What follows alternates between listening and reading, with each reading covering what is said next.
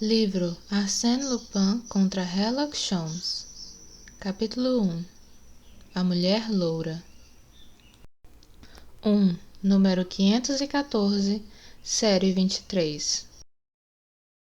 No dia 8 de dezembro do ano passado, o Sr. Gerbois, professor de matemática no Liceu de Versalhes, desencavou em meio à bagunça de uma loja de antiguidades uma pequena escrivaninha de mogno que lhe agradou pela abundância de gavetas. Justamente do que preciso para o aniversário de Suzanne, pensou. E como, na medida de seus modestos recursos, fazia de tudo para alegrar a filha, discutiu o preço e pagou a soma de 65 francos. No momento em que fornecia seu endereço para a entrega, um rapaz de maneiras elegantes, após bisbilhotar aqui e ali, percebeu o móvel e perguntou: "Quanto?" "Está vendido", respondeu o comerciante. "Ah, ao cavalheiro, talvez?" O Sr. Gerbois fez uma saudação e, mais feliz ainda por possuir o móvel cobiçado por um semelhante, retirou-se. Mas não dera 10 passos na rua quando foi alcançado pelo rapaz, que, de chapéu na mão e num tom de perfeita cortesia, interpelou-o. "Peço-lhe 1000 desculpas, cavalheiro. Tenho uma pergunta indiscreta a lhe fazer. O senhor estava procurando especificamente essa escrivaninha?" "Não, estava atrás de uma balança em oferta para algumas experiências de física." "Quer dizer que não faz muita questão dela?" "Gostei dela, só isso." "Porque é antiga, talvez?" "Porque é prática." "Nesse caso, consentiria em trocar por uma escrivaninha igualmente prática, porém em melhor estado?" "Esta acha-se em bom estado e a troca me parece inútil." "No entanto..." O Sr. Gerbois é um homem que se irrita com facilidade, exibindo um temperamento suscetível. Respondeu secamente: "Por favor, cavalheiro, não insista." O desconhecido plantou-se à sua frente. "Ignoro o preço que o senhor pagou, senhor. Ofereço-lhe o dobro." "Não." "O triplo?" "Oh, paremos por aqui!" exclamou o professor, impaciente. "O que me pertence não está à venda." O rapaz fitou-o detidamente, com uma cara que o Sr. Gerbois não iria esquecer. Depois, sem uma palavra, girou nos calcanhares e se afastou. Uma hora depois, entregavam o móvel na casinha que o professor ocupava na estrada de Viroflay. Ele chamou a filha. "É para você, Suzanne, claro, se for do seu gosto." Suzanne era uma moça bonita, expansiva e feliz. Atirou-se no pescoço do pai e o abraçou com a mesma alegria que o teria feito se ele a tivesse presenteado com algo suntuoso. Naquela mesma noite, após instalá-la no seu quarto com a ajuda de Hortense, a empregada, limpou as gavetas e arrumou cuidadosamente seus papéis, suas caixas de envelopes, sua correspondência, suas coleções de cartões postais e algumas lembranças furtivas que ela conservava afetuosamente de seu primo Felipe. No dia seguinte, às 7h30, o Sr. Gerbois dirigiu-se ao liceu. Às 10 horas, Suzanne, obedecendo a um hábito cotidiano, esperava-o na saída, e para ele era um grande prazer avistar, na calçada defronte do portão, sua figura graciosa e seu sorriso de criança. Voltaram juntos. "E sua escrivaninha?" "Simplesmente maravilhosa. Hortense e eu polimos os detalhes em cobre, ficou parecendo ouro." "Então está contente?" "Se estou contente? Nem sei como pude viver sem ela até aqui." Atravessaram o jardim que precedia a casa. O Sr. Gerbois sugeriu: "Vamos dar uma olhada nela antes do almoço?" "Oh, sim, boa ideia." Ela subiu primeiro, mas ao chegar à porta do quarto, deu um grito de estupefação. "O que houve, afinal?" balbuciou o Sr. Gerbois. Em seguida entrou no quarto. A escrivaninha não estava mais lá. O que espantou o juiz de instrução foi a admirável simplicidade dos meios aplicados. Na ausência de Suzane e enquanto a empregada fazia suas compras, um transportador devidamente identificado, vizinhos viram sua placa. Parara sua carroça em frente ao jardim e tocara 2 vezes. Os vizinhos, ignorando a ausência da empregada, não alimentaram nenhuma suspeita, de modo que o indivíduo executou o serviço na mais absoluta tranquilidade. Com o seguinte detalhe: nenhum armário fora arrombado, nenhum relógio de parede deslocado, como se não bastasse o porta-moedas de Suzane, que ela deixara sob o tampo de mármore da escrivaninha, estava na mesa ao lado com as moedas de ouro que continha. A motivação do roubo, portanto, estava claramente determinada, o que o tornava ainda mais inexplicável, pois, afinal, por que correr tantos riscos por um butim tão irrisório? A única pista que o professor pôde fornecer foi o incidente da véspera. Na mesma hora o rapaz manifestou, ante minha recusa, uma profunda contrariedade, e tive a impressão muito nítida de que era uma ameaça. Era muito vago. Interrogaram o antiquário. Ele não reconheceu nenhum dos 2 cavalheiros. Quanto ao objeto, comprara-o por 40 francos na Chevreuse, após um leilão decorrente de um falecimento, e julgava tê-lo revendido por seu justo valor. A investigação que se seguiu não acrescentou nada de novo.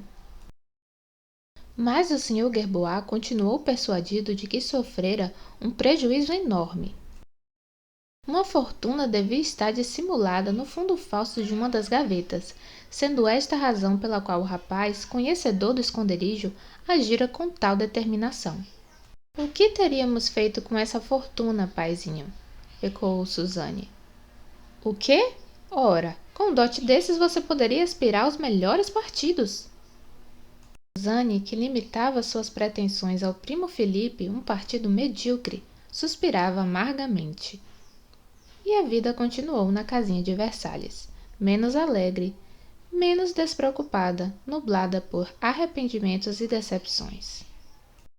Transcorreram 2 meses e, subitamente, um atrás do outro, os acontecimentos mais graves, uma série inesperada de coincidências e catástrofes. No dia 1º de fevereiro, às 5h30, o Sr. Gerbois, que acabava de chegar com o jornal vespertino nas mãos, sentou-se, colocou seu óculos e começou a ler. Não se interessando por política, virou a página. Imediatamente uma manchete chamou sua atenção. 3º sorteio da loteria das associações da imprensa. O número 514, série 23, ganha 1 milhão. O jornal escorregou-lhe das mãos. As paredes vacilaram diante de seus olhos e seu coração parou de bater. O número 514, série 23, era o seu número. Comprara-o por acaso para fazer um favor a um amigo, pois não acreditava nem um pouco nos favores do destino, e eis que ganhava. Imediatamente pegou sua caderneta. Ali estava, na primeira folha, o número 514, série 23, para que ele não esquecesse. Mas e o bilhete? Correu em direção ao seu gabinete de trabalho para procurar na caixa de envelopes, entre os quais esgueirara o precioso bilhete, e, mal entrou, estacou, vacilando novamente, com um aperto no coração. A caixa de envelopes não estava ali, e, coisa aterradora, ele subitamente se dava conta de que não estava ali havia um bom tempo. Fazia semanas que a deixara de ver à sua frente nas horas em que corrigia os deveres de seus alunos. Um barulho no cascalho do jardim. Ele chamou. Suzane! Suzane! A filha veio correndo. Subiu precipitadamente. O pai balbuciou com a voz engasgada. Suzane! A caixa de envelopes? Qual? A do Louvre, a que eu tinha trazido uma quinta-feira e que ficava na ponta dessa mesa. Ora, não se lembra, pai? Estávamos juntos quando aguardamos. Quando Aquela noite, você sabe, na véspera do dia. Mas onde? Responda. Está me matando. Onde? Na escrivaninha. Na escrivaninha que foi roubada? Sim, na escrivaninha que foi roubada. Repetiu essas palavras baixinho, com uma espécie de pavor. Em seguida, agarrou a mão da filha e, num tom ainda mais baixo, ela continha 1 milhão, Suzane. Pai, por que não me contou? Ela murmurou ingenuamente. 1 milhão, ele repetiu. Era o número vencedor da loteria da imprensa. A dimensão do desastre os aniquilava, e por muito tempo conservaram um silêncio que não tinham coragem de romper. Por fim, Suzane articulou. Mas, pai, eles vão lhe pagar de qualquer maneira. A troco do quê? Com que provas? Então é preciso provas? Que pergunta! E você não tem? Sim, tenho uma. E não basta? Ela estava na caixa. Na caixa que desapareceu? Sim, e outro porá as mãos no dinheiro. Mas isso é abominável. Ora, papai, você não pode se opor? Sabe-se lá, sabe-se lá. Esse homem deve ser muito forte. Dispõe de muitos recursos, lembre-se. O caso desse móvel. O Sr. Gebois levantou-se num sobressalto, batendo com o pé no chão. Pois bem, não, não. Ele não receberá esse 1 milhão. Não receberá. Por que receberia? Afinal, por mais hábil que seja, tampouco pode fazer nada. Caso se apresente para receber, será engaiolado. Ah, veremos, meu rapaz. Tem então uma ideia, papai? Defender nossos direitos até o fim, aconteça o que acontecer, e triunfaremos. 1 milhão me pertence, eu o terei. Uns minutos mais tarde, mandou o seguinte telegrama. Caixa Econômica Federal, Rua Capucines, Paris. Sou detentor do número 514, série 23. Rejeite por todas as vias legais qualquer reivindicação alheia. Gerbois. Quase ao mesmo tempo chegava à Caixa Econômica este outro telegrama. O número 514, série 23, está em minhas mãos. Arsène Lupin. Sempre que começo a contar alguma das inumeráveis aventuras que se compõem a vida de Arsène Lupin, fico muito confuso, pois me parece que até a mais desimportante dessas aventuras já é do conhecimento de todos os que me lerão. De fato, não há um gesto do nosso ladrão nacional, como o apelidaram tão graciosamente, que não tenha sido assinalado da maneira mais bombástica, nenhuma façanha que não tenha sido estudada sob todos os seus ângulos, nenhum ato que não tenha sido comentado com essa abundância de detalhes que costumamos reservar ao relato das ações heróicas. Quem não conhece, por exemplo, a estranha história da mulher loura, com aqueles episódios curiosos que geravam manchetes bombásticas? O número 514, série 23, o crime da Avenida Henry Martin, o diamante azul, que alvoroço causou a intervenção do famoso detetive inglês Sherlock Holmes. Efervescência após cada uma das peripécias que marcaram a luta desses dois grandes artistas. E que agitação nas ruas, o dia em que os jornaleiros vociferavam: a prisão de Arsène Lupin! Minha desculpa é que trago uma novidade. Trago a chave do enigma. Subsiste sempre um pouco de sombra em torno dessas aventuras. Eu a dissipo. Reproduzo artigos lidos e relidos, copio antigas entrevistas, mas tudo isso eu coordeno, classifico, submeto à exatidão da verdade. Meu colaborador é Arsène Lupin, cuja indulgência a meu respeito é inesgotável. E é também, no caso, o inefável Wilson, amigo e confidente de Sholmes. Todos se lembram da formidável gargalhada que acolheu a publicação dos 2 telegramas. O próprio nome de Arsène Lupin já era uma garantia de imprevisibilidade, uma promessa de divertimento para a plateia, e a plateia era o mundo inteiro.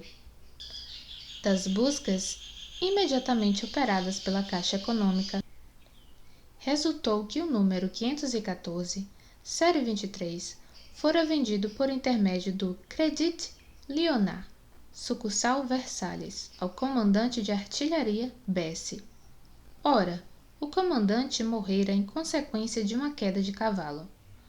Soube-se por colegas com quem ele se abrira, que, pouco antes da sua morte, ele cedera seu bilhete a um amigo. Esse amigo sou eu, afirmou o Sr. Gerbois. Prove, objetou o diretor da Caixa Econômica. Quer que eu prove? É fácil. 20 pessoas lhe dirão que eu mantinha relações assíduas com o comandante e que nos encontrávamos no café da Place des Armes. Foi ali que um dia, para confortá-lo no momento difícil, comprei seu bilhete pela soma de 20 francos. Tem testemunhas desse negócio? Não. Nesse caso, em que se baseia sua reivindicação? Na carta que ele me escreveu a respeito. Que carta? Uma carta que tinha o bilhete grampeado. Mostre-a. Mas ela estava na escrivaninha roubada. Encontre-a. Arsène Lupin, por sua vez, divulgou-a. Inserida pelo Echo de France, o qual tem a honra de ser seu órgão oficial e do qual ele é, parece, um dos principais acionistas.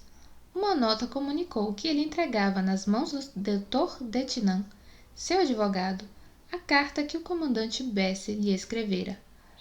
A ele, pessoalmente. Foi uma explosão de alegria. Arsène Lupin contratava um advogado. Arsène Lupin, em respeito às leis estabelecidas, designava um membro do foro para representá-lo. Toda a imprensa acorreu à casa do Dr. Detinan. Deputado, radical, influente, homem ao mesmo tempo de alta probidade e inteligência aguda, um pouco cético, frequentemente paradoxal. O Dr. Detinan nunca tivera o prazer de encontrar Arsène Lupin, o que lamentava profundamente. Mas, com efeito, acabava de receber instruções suas e, muito lisonjeado com a escolha, cuja imensa honra sentia, era sua intenção defender vigorosamente o direito de seu cliente. Abriu então o dossiê recém-constituído e, sem rodeios, exibiu a carta do comandante. Ela provava claramente a cessão do bilhete, mas não mencionava o nome do adquirente. Meu caro amigo, dizia simplesmente. Meu caro amigo, sou eu, acrescentava Arsène Lupin, num bilhete anexado à carta do comandante. E a melhor prova é que tem uma carta comigo. A nuvem de repórteres aportou imediatamente na casa do Sr. Gerbois, que só fazia repetir. Meu caro amigo não é outro senão eu. Arsène Lupin roubou a carta do comandante com o bilhete de loteria. Ele prove, replicou Lupin aos jornalistas. Mas se foi ele que roubou a escrivaninha, exclamou o Sr. Gerbois, perante os mesmos jornalistas. E Lupin retrucou. Que ele prove. E foi um espetáculo encantadoramente delirante esse duelo público entre os dois detentores do número 514, série 23. As idas e vindas dos repórteres a sangue frio de Arsène Lupin diante da agonia do pobre Sr. Gerbois. O infeliz, o noticiário estava repleto de suas lamentações. Ele expunha suas tribulações com uma ingenuidade tocante. Compreendam, senhores, é o dote de Suzanne que o patife está me roubando. De minha parte, pessoalmente, estou me lixando. Mas e Suzanne? Pensem um pouco. 1 milhão, 10 vezes 100.000 francos. Ah, eu bem sabia que a escrivaninha continha o tesouro. Em vão lhe objetaram que, ao levar o móvel, seu adversário ignorava a presença de um bilhete de loteria e que, de toda forma, ninguém podia prever que aquele bilhete tiraria sorte grande. O Sr. Gerbois gemia. Ora, vamos, ele sabia. Caso contrário, por que se daria o trabalho de roubar aquele traste? por razões desconhecidas, mas certamente não para se apoderar de um pedaço de papel que valia então a modesta soma de 20 francos. A soma de 1 milhão! Ele sabia disso. Ele sabe tudo. Ah, vocês não conhecem o bandido. Ele não lhe surrupiou 1 milhão. O diálogo poderia ter se estendido. Contudo, no 12º dia, o Sr. Gerbois recebeu de Arsène Lupin uma missiva que trazia inscrição confidencial. Leu-a com inquietude crescente. Senhor, a opinião pública se diverte às nossas custas. Não julga chegado o momento de falarmos sério? De minha parte, estou firmemente decidido a isso. A situação é clara. Possuo um bilhete que não dá a mim o direito de receber, enquanto o senhor tem o direito de receber, mas não possui o bilhete.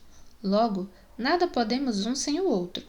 Ora, nem o senhor consentiria em me ceder seu direito, nem eu em lhe ceder meu bilhete. O que fazer? Só vejo um meio: dividir. 500.000 para o senhor, 500.000 para mim. Não é equânime? E essa sentença de Salomão não satisfaz a sede de justiça que ambos sentimos? Solução justa, mas solução imediata. Não é oferta a ser discutida, mas uma necessidade a qual as circunstâncias o obrigam a curvar-se. Dou-lhe 3 dias para refletir. Na manhã de sexta-feira, gostaria de ler nos classificados do Echo de France uma discreta mensagem dirigida ao Sr. Arsène Lupin e contendo, em termos velados, sua adesão pura e simples ao pacto que lhe proponho, mediante o que o senhor estará na posse imediata do bilhete e receberá o 1 milhão, disposto a me entregar 500.000 francos pela via que lhe indicarei posteriormente. Queira aceitar, senhor, a expressão dos meus sentimentos mais respeitosos. Arsène Lupin, exasperado, o Sr. Gerbois cometeu o erro crasso de mostrar essa carta e permitir que a copiassem. Sua indignação o impelia a todas as tolices. Nada! Ele não terá nada! Exclamou perante o enxame de repórteres. Dividir o que me pertence? Jamais! Que rasgue o bilhete se preferir. No entanto, 500.000 francos é melhor do que nada. Não se trata disso, mas do meu direito, e esse direito eu o farei prevalecer nos tribunais. Processar Arsène Lupin? Seria engraçado. Não, mas a Caixa Econômica, ela tem a obrigação de me entregar 1 milhão? Contra a apresentação do bilhete, ou pelo menos contra a prova de que o comprou. A prova existe, uma vez que Arsène Lupin confessa que roubou a escrivaninha. A palavra de Arsène Lupin bastará nos tribunais? Não importa, vou processá-la. A opinião pública vibrava. Apostas foram feitas, uns sustentando que Lupin destruiria o Sr. Gerbois, outros que este seria destruído por suas próprias ameaças. E reinava uma espécie de aflição, de tal forma que eram desiguais as forças entre os adversários, um tão audacioso em seu ataque, o outro assustado como um animal ferido. Na sexta-feira, o Echo de France teve sua tiragem esgotada e sua 5ª página, seção dos classificados, avidamente esquadrinhada. Nenhuma linha era dirigida ao Sr. Arsène Lupin. Às injunções de Arsène Lupin, o Sr. Gerbois respondia com silêncio. A guerra estava declarada. À noite, todos souberam pelos jornais do rapto da senhorita Gerbois. O que nos regozija os espetáculos de Arsène Lupin é o papel eminentemente cômico da polícia. Tudo se passa à sua margem. Fala, escreve, previne, ordena, ameaça, executa, como se não existissem nem chefe da sûreté, nem agentes ou comissários. Ninguém, enfim, que pudesse detê-lo em seus desígnios. Tudo isso é considerado como nulo e inexistente.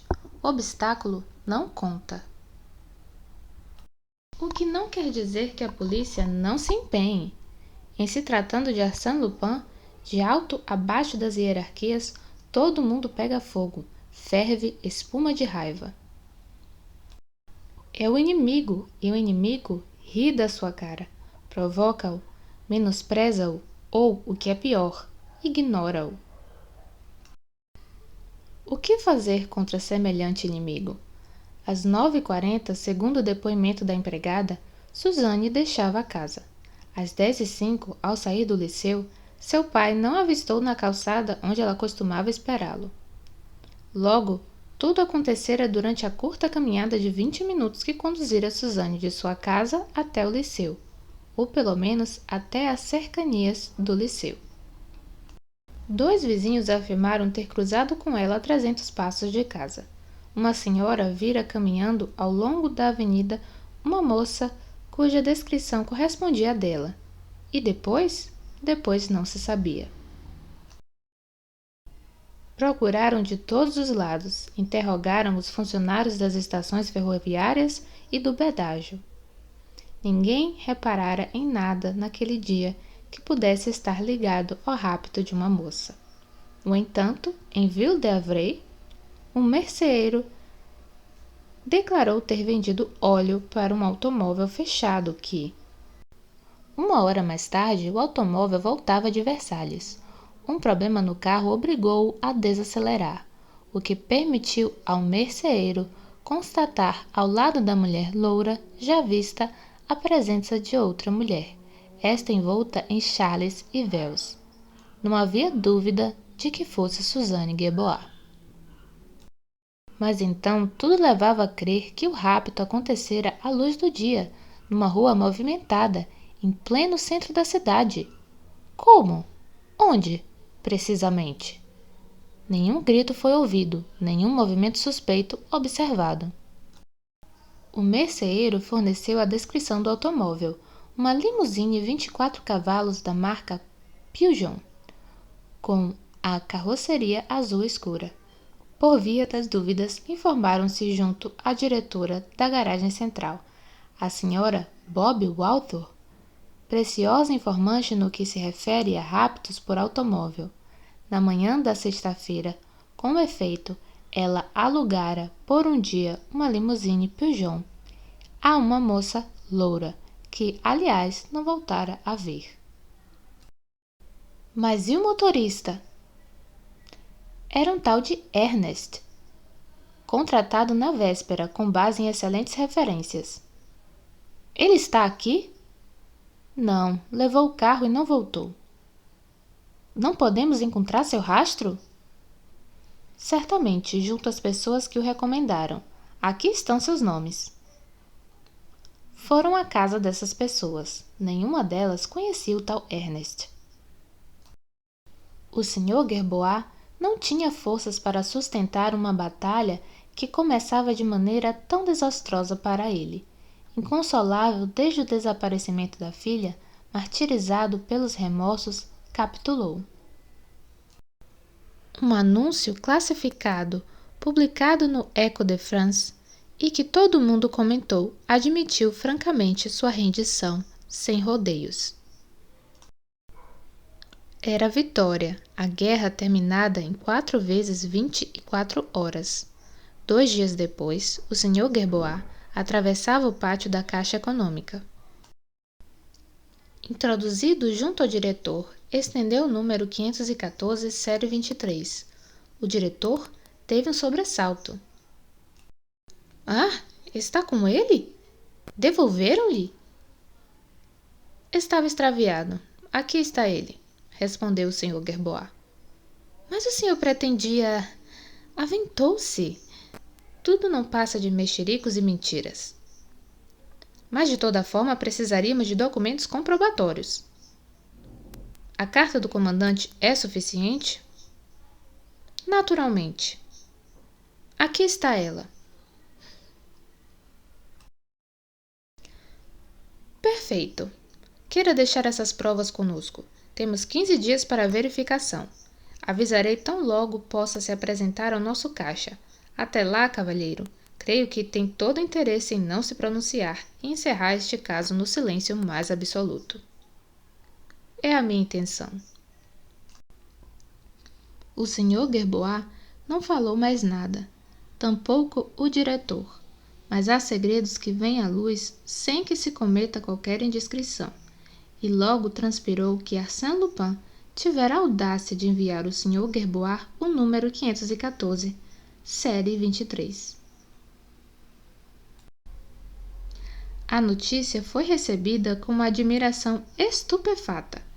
Decididamente era um belo jogador aquele que lançava na mesa um trunfo de tal importância, o valioso bilhete. De certo, só se desfazia dele pensadamente e em troca de uma carta que restabelecia o equilíbrio. Mas e se a moça escapasse? E se conseguissem resgatar a refém que ele mantinha cativa? A polícia percebeu o ponto fraco do inimigo e redobrou os esforços. Arsène Lupin, desarmado, depenado por si próprio, preso na engrenagem de suas manobras, sem receber um miserável tostão do milhão cobiçado, imediatamente os trocistas viravam casaca. Mas era preciso encontrar Suzanne, e esta não era encontrada, tampouco escapava. Vá lá, diziam, é ponto pacífico. Arsène vence o primeiro set, contudo, o mais difícil resta por fazer. A senhorita Gerbois está em suas mãos. Assentimos e ele só a libertará por 500.000 francos. Mas onde e como se dará a troca? Para que se faça a troca, é necessário um encontro. E então, o que impede o Sr. Gerbois de avisar a polícia e assim recuperar a filha, conservando ao mesmo tempo o dinheiro? Entrevistaram o professor. Muito abatido, inflexível em seu silêncio, permaneceu impenetrável.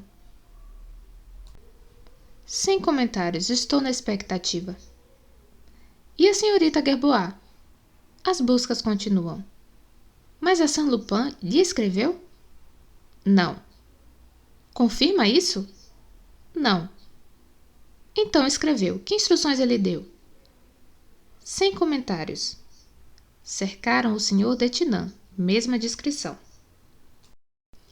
O Sr. Lupin é meu cliente, ele respondia, afetando gravidade. Os senhores compreendem que eu me veja compelido à reserva mais absoluta. Todos esses mistérios irritavam a opinião pública. Evidentemente, planos eram tramados na sombra. Arsène Lupin dispunha e cerrava as malhas de sua rede, enquanto a polícia implantava uma vigilância de dia e noite em torno do Sr. Gerbois. E contemplavam-se os 3 únicos desfechos possíveis: a prisão, o triunfo ou a derrota ridícula e humilhante. Aconteceu, porém, que a curiosidade do público só veio a ser saciada de modo parcial, e é aqui nessas páginas que, pela primeira vez, a verdade nua e crua se acha revelada. Na terça-feira, 12 de março, o Sr. Gerbois recebeu, num envelope de aspecto comum, um aviso da Caixa Econômica. Quinta-feira, à 1h, pegava o trem para Paris. As 2.000 cédulas de 1.000 francos eram entregues. Enquanto contava-as uma a uma, trêmulo, não era aquele dinheiro o resgate de Suzanne? 2 homens conversavam no carro parado a certa distância do grande portão. Um desses homens tinha cabelo grisalho e um rosto enérgico, que contrastava com suas roupas e sua aparência de humilde funcionário. Era o inspetor-chefe Ganimard, o velho Ganimard, inimigo implacável de Lupin. E ele dizia ao brigadeiro Follefant: "Não vai demorar. Antes de 5 minutos, vamos rever o nosso homem. Tudo pronto?" "Completamente." "Quantos somos?" 8, 2 de bicicleta." e eu que conto por 3. É suficiente, mas não demais. Gerboá não pode nos escapar em hipótese alguma. Senão, adeus, ele encontra Lupin no local combinado, troca a senhorita pelo 500.000 e nós perdemos o bonde.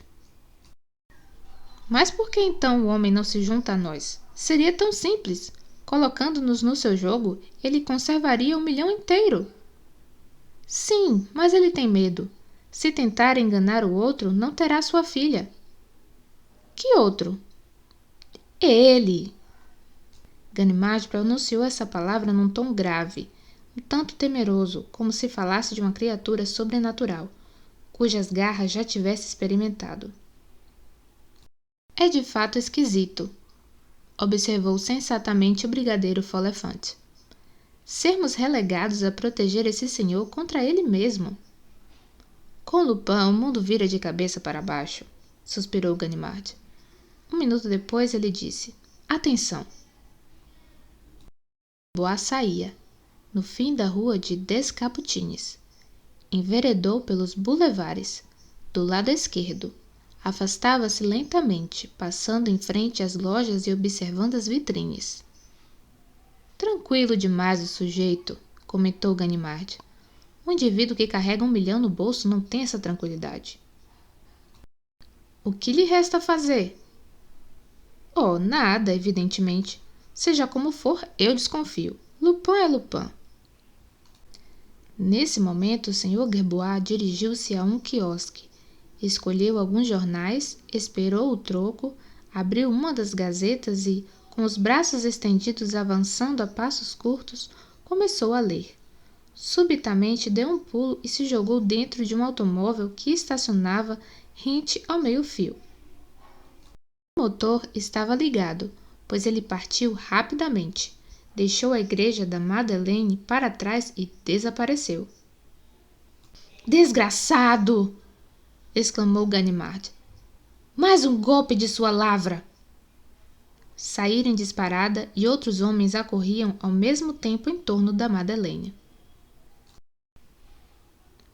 Mas ele caiu na gargalhada. Na entrada do boulevard Malesherbes, o automóvel tinha parado, enguiçado, e o Sr. Gerbois saía dele. Rápido, Follefante! O motorista!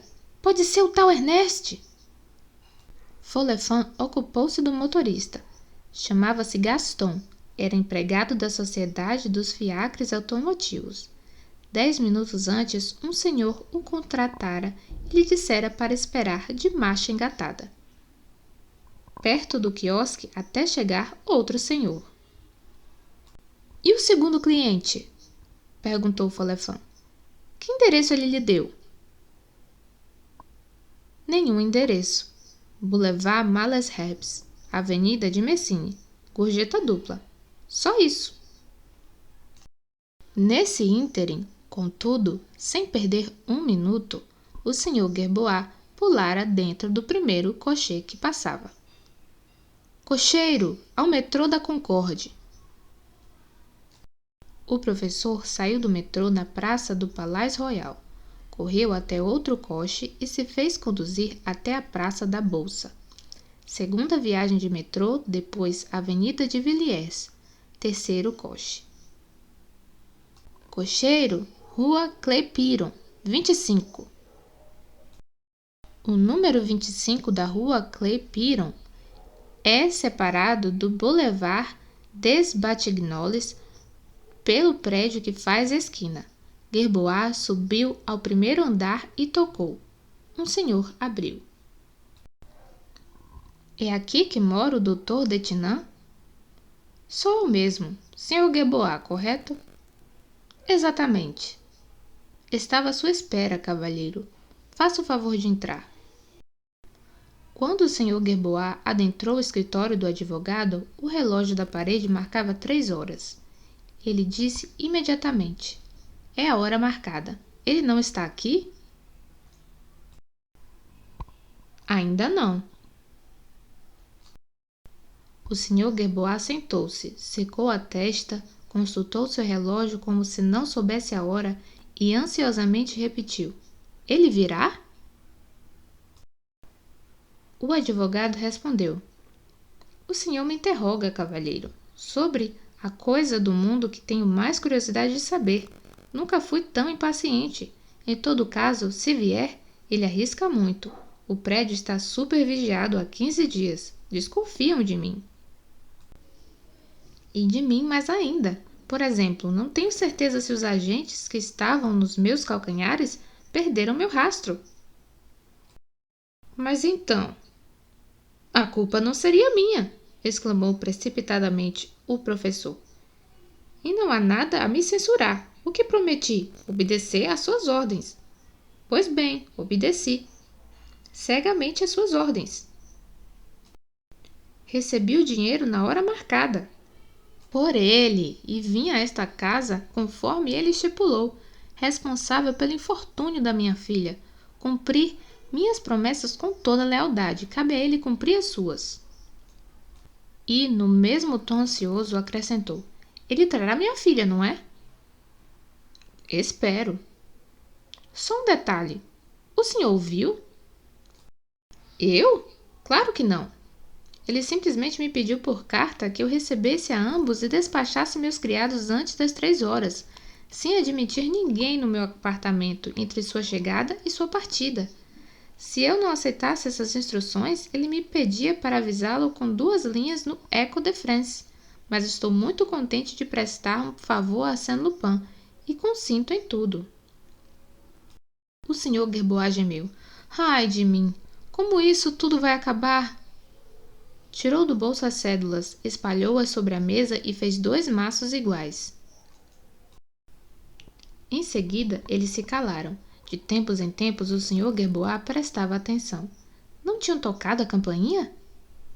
À medida que os minutos passavam, sua angústia aumentava, e o Dr. Detinan também experimentava uma sensação quase dolorosa. Por um momento, o advogado chegou a perder o sangue frio. Levantou-se bruscamente. Não veremos. Como seria possível? Seria loucura da parte dele. Que ele tenha confiança em nós. Vá lá. Somos pessoas honestas, incapazes de traí-lo. Mas o perigo não está só aqui. E o Sr. Gerbois, arrasado, com as 2 mãos sobre as cédulas, balbuciava. Que ele venha, meu Deus, que ele venha. Dou tudo isso para rever Suzanne. A porta se abriu. Basta a metade, Sr. Gerbois. Alguém se mantinha na soleira. Um homem jovem, vestido com elegância, em quem o Sr. Gerbois reconheceu imediatamente o indivíduo que o abordara nos arredores da loja de antiguidades, em Versalhes. Deu um pulo em sua direção. E Suzanne? Onde está minha filha? Saint-Lupin fechou a porta com todo o cuidado e, enquanto tirava as luvas sossegadamente, dirigiu-se ao advogado. Não sei como lhe agradecer a gentileza com que aceitou defender meus direitos. Não esquecerei disso. O Dr. Detinan murmurou. Mas o senhor não tocou, não ouvi a porta. Campainhas e portas são coisas que devem funcionar sem ferir nossos ouvidos. Mas aqui estou e isso é o essencial. Minha filha, Suzanne, o que fez com ela? Repetiu o professor. Meu Deus, senhor, disse Lupin. Que pressa! Vamos, acalme-se. Mais um instante e a senhorita, sua filha, estará em seus braços. Andou de um lado para outro, depois, no tom de um fidalgo que distribui elogios. Senhor Gerbois, meus parabéns pela esperteza com que agiu ainda há pouco. Se o automóvel não sofresse um enguiço absurdo, estaríamos tranquilamente na Étoile e pouparíamos o Dr. Detinan o aborrecimento dessa visita. Enfim, estava escrito. Reparou nos 2 maços de cédulas e exclamou. Ah, perfeito, o milhão está aí. Não percamos tempos. Posso? Objetou o Sr. Detinan, colocando-se em frente à mesa. A senhorita Gerbois ainda não chegou. E daí? E daí que sua presença é indispensável. Compreendo. A Saint-Lupin não inspira senão uma confiança relativa. Embolsa o meu milhão e não entrega refém. Ah, meu caro doutor, sou um grande injustiçado, porque o destino me levou a atos de natureza um tanto especial. Suspeitam da minha boa-fé. Eu? Eu, o homem do escrúpulo e da delicadeza. Aliás, meu caro doutor, se está com medo, abra a janela e grite. Há um punhado de agentes na rua. Acha que sim? Arsène Lupin levantou a cortina. Considero o Sr. Gerbois incapaz de despistar Ganimard. O que eu dizia? Ei, Lô, esse querido amigo. Será possível? Exclamou o professor. Juro, no entanto, que não me traiu? Não duvido disso. Mas os rapazes são espertos. Veja Follefant logo ali. E Guillaume. E Dieuze. Todos meus bons amigos, ora. O doutor Detinan fitava-o estupefato. Que tranquilidade! Ria um riso feliz, com quem se divertisse com alguma brincadeira, sem nenhum perigo a ameaçá-lo. Mas ainda que a visão dos agentes, aquela despreocupação tranquilizou o advogado. Afastou-se da mesa onde estavam as cédulas. Lupin pegou os 2 maços, um depois do outro. Aliviou cada maço de 25 cédulas e estendeu ao Sr. Detinan as 50 cédulas assim obtidas. A parte dos honorários do Sr. Gerbois, caro doutor, e a de Arsène Lupin. Nós lhe devemos isso. Os senhores não me devem nada, replicou o Sr. Detinan. Como assim? E todo o incômodo que lhe causamos? E todo o prazer que sinto em me dar esse incômodo? Quer dizer, caro doutor, que não quer aceitar nada de Arsène Lupin? Eis no que dá, suspirou. Ter má reputação. Estendeu 50.000 ao professor. Cavalheiro, como lembrança de nosso auspicioso encontro, permita que eu lhe entregue isto. Será meu presente de núpcias para a senhorita Gerbois. O Sr. Gerbois pegou apressadamente as cédulas, mas protestou. Minha filha não está se casando. Não, se o senhor lhe negar o seu consentimento, mas está louca para se casar. O que sabe sobre isso? Sei que moças costumam ter sonhos sem autorização dos pais. Por sorte, há gênios benfazejos chamados Arsène Lupin e que no fundo das escrivaninhas descobrem o segredo dessas almas encantadoras. Não descobriu outra coisa também? Perguntou o doutor Detinan. Confesso minha curiosidade em saber por que esse móvel foi objeto de sua atenção. Razão histórica, caro doutor. Embora, ao contrário da opinião do Sr. Gerbois, ele não contivesse nenhum tesouro exceto o bilhete de loteria. E isso eu ignorava. Faz tempo que eu apreciava e procurava. Essa escrivaninha em madeira de teixe mogno, decorada com capitéis com folhas de acanto, foi encontrada na discreta casinha onde Marie Walewska morava em Boulogne, e tem gravada em uma de suas gavetas a inscrição: dedicada a Napoleão I, imperador dos franceses, por seu fiel servidor Mancion. E embaixo essas palavras riscadas com a ponta de uma faca: a ti, Marie. Em seguida, Napoleão mandou copiá-la para a imperatriz Josefina. De maneira que a escrivaninha que se admirava em Malmaison não passava de uma cópia imperfeita daquela que hoje faz parte de minhas coleções. O professor gemeu. Ai de mim, se eu soubesse disso no bric-a-brac, com que pressa teria cedido ao senhor? Arsène Lupin zombou, rindo. E, além disso, teria tido a vantagem apreciável de conservar exclusivamente para o senhor o número 514, série 23. E o senhor não seria levado a raptar minha filha, a quem tudo isso deve ter abalado. Tudo isso? Esse rapto! Mas, meu caro senhor, o senhor está enganado. A senhorita Gerbois não foi raptada. Minha filha não foi raptada? De forma alguma. Quem diz rapto, diz violência. Ora, foi por livre e espontânea vontade que ela serviu de refém. Por livre e espontânea vontade? Repetiu o Sr. Gerbois, perplexo. E quase a seu pedido, ora. Então uma moça inteligente como a senhorita Gerbois, e que além disso cultiva no fundo de sua alma uma paixão inconfessa, teria se recusado a salvar seu dote? Ah! Juro não ter sido difícil fazê-la compreender que não havia outro meio de vencer sua obstinação. O doutor Detinan se divertia à larga. Objetou. O mais difícil era o senhor negociar com ela. E é inadmissível que a senhorita Gerboat tenha se deixado abordar. Oh, não foi por mim. Não tive sequer a honra de conhecê-la. Foi uma de suas amigas que se dispôs a entabular negociações. A mulher loura do automóvel, sem dúvida, interrompeu o Sr. Detinan.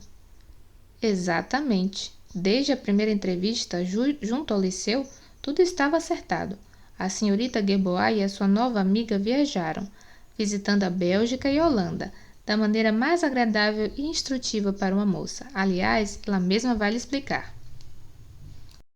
Tocavam à porta do vestíbulo 3 toques rápidos, depois de um toque isolado, mais um toque isolado. É ela, disse Lupin. Meu caro doutor, se fizer a gentileza... O advogado apressou-se em abri-la. Duas jovens mulheres entraram. Uma se jogou nos braços do Sr. Gerboat. A outra se aproximou de Lupin. Era de alta estatura, o colo harmonioso, o rosto bem pálido e seus cabelos louros de um louro cintilante. Partiam-se em 2 bandóis ondulantes e displicentes. Trajando preto, sem outro adereço a não ser um colar de azeviche de 5 voltas, ostentava mesmo assim uma apurada elegância. Arsène Lupin disse-lhe algumas palavras e, em seguida, cumprimentando a senhorita Gerboat. Peço-lhe perdão, senhorita, por todas essas tribulações, esperando, contudo, que não tenha sofrido muito. Sofrido! Teria inclusive me rejubilado, não fosse pelo meu pobre pai. Então está tudo certo.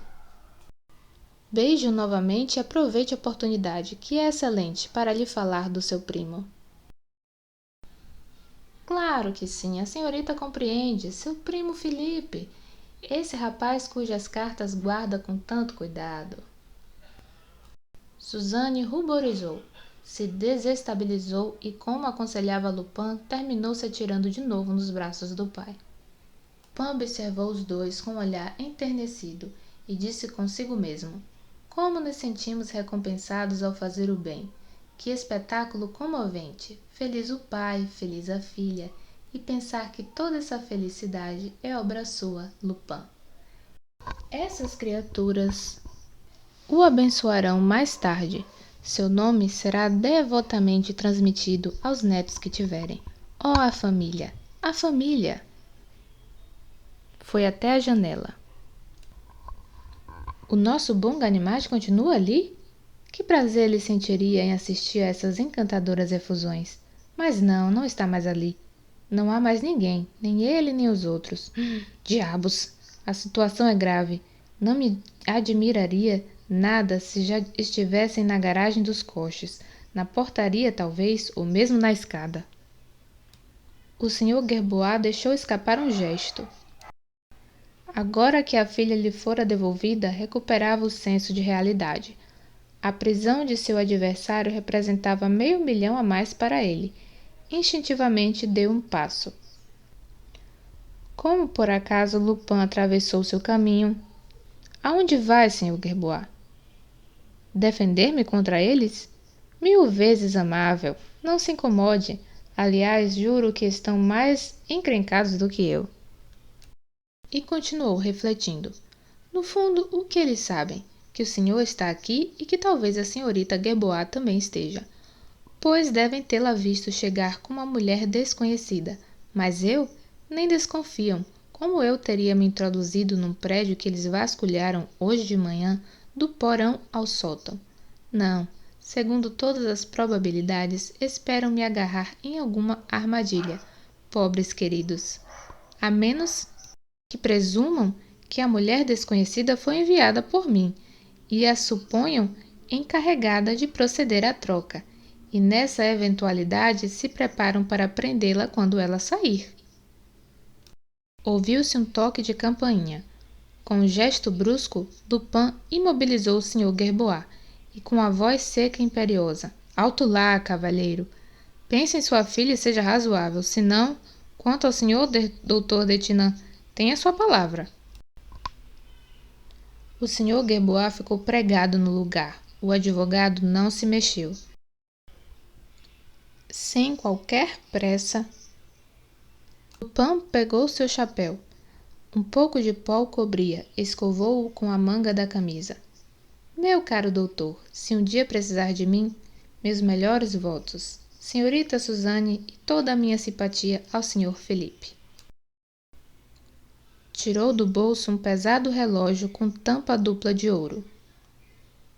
Sr. Gerbois, são 3h42. Às 3h46 eu autorizo a sair dessa sala. Nem um minuto antes de 3h46, pois não?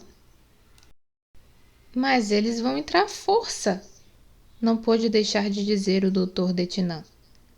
E a lei que o senhor esquece, meu caro doutor? Ganimard jamais ousaria invadir a residência de um cidadão francês. Teríamos tempo de jogar uma excelente partida de bridge. Mas perdoem-me, vocês três parecem um pouco abalados e eu não gostaria de abusar. Depositando o relógio sobre a mesa, ele abriu a porta da sala e dirigiu-se à mulher loura. Está pronta, querida amiga? Recuou para ela passar, dirigiu um último cumprimento muito respeitoso à senhorita Gerbois, saiu e fechou a porta atrás de si. E ouviram-no dizer, em voz alta, no vestíbulo: Bom dia, Ganimard, como vai? Minhas recomendações à senhora Ganimard. Um dia desses vou me convidar para almoçar. Adeus, Ganimard.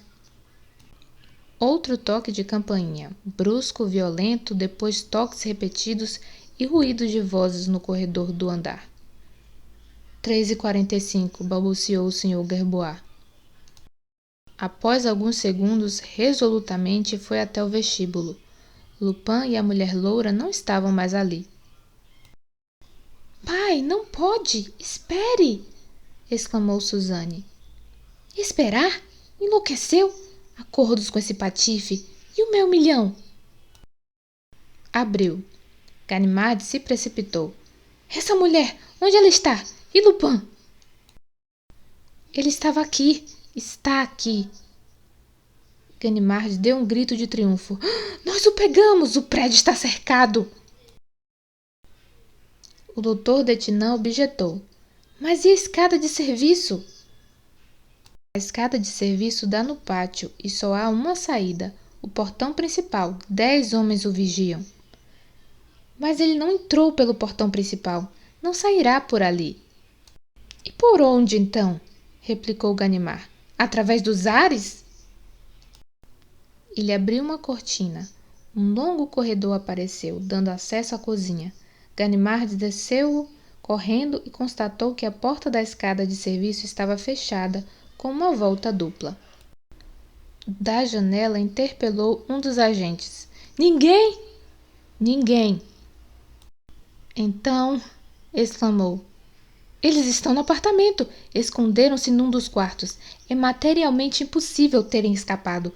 Ah, meu pequeno Lupin, você zombou de mim, mas dessa vez é a revanche. Às 7h, o Sr. Dudois, chefe da Sûreté, estranhando não receber notícias, apresentou-se na rua Clay Byron. Interrogou os agentes que vigiavam o prédio, depois subiu ao apartamento do Sr. Detinan, que o conduziu ao seu quarto. Ali ele percebeu um homem, ou melhor, 2 pernas se agitando no tapete, enquanto o torso ao qual elas pertenciam estava enfiado nas profundezas da lareira. Aqui, aqui! Ganhia uma voz abafada. E uma voz mais distante que vinha lá de cima respondia. Aqui, aqui! O Sr. Dudois exclamou, rindo. Muito bem, Ganimard, que ideia é essa de bancar o limpador de chaminés? O inspetor rebrotou das entranhas da lareira. Com o rosto enegrecido, as roupas cobertas de fuligem, os olhos brilhando de febre, estava irreconhecível. Estou procurando! Grunhiu. Quem? Arsène Lupin! Arsène Lupin e sua amiga! Ah, é isso? Mas imagina que estão escondidos na tubulação da chaminé. Ganimard se levantou. Marcou a manga do paletó do seu superior com 5 dedos cor de carvão e disse surda e raivosamente: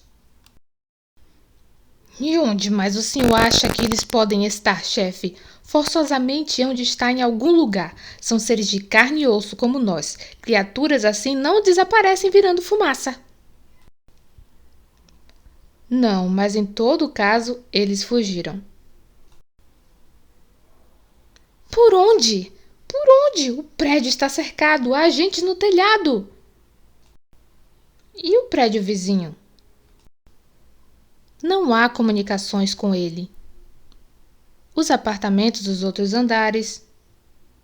Conheço todos os moradores, não viram ninguém e não ouviram ninguém. Tem certeza de que conhece todos? Todos. A zeladora responde por eles. Aliás, por via das dúvidas, botei um homem em cada um desses apartamentos. Ora, temos então que agarrá-los.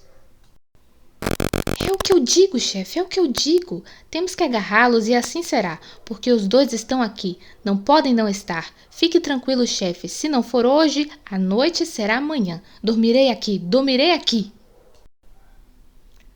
De fato, dormiu, e no dia seguinte também, e no outro também. E ao fim de 3 dias e 3 noites, não só ele não tinha descoberto o intangível Lupin e sua não menos intangível companheira, como nem sequer detectara um pequeno indício que lhe permitisse estabelecer a mais ínfima hipótese. E eis porque sua primeira opinião não variava. Dado que não há nenhum rastro de sua fuga, é porque eles estão aqui. Talvez, no fundo de sua consciência, não tivesse tanta convicção, mas não queria confessar. Não, 1000 vezes não.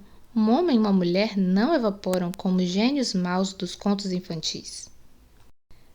Sem perder o ânimo, ele prosseguia suas buscas e investigações como se esperasse descobri-los, dissimulados em algum recesso impenetrável, incorporados às pedras da casa. E assim, nós concluímos a leitura do primeiro capítulo. Se você gostou, não esqueça de deixar o like e comentar embaixo. Também comente caso queira o próximo capítulo da história gravado e postado aqui no canal. Após se inscrever, aperte no sininho para não perder nenhuma notificação. Obrigada por ter assistido esse vídeo. Não esqueça que essa história está em domínio público, então é perfeitamente permitido pelos direitos autorais gravar esse audiolivro. Obrigada e até a próxima!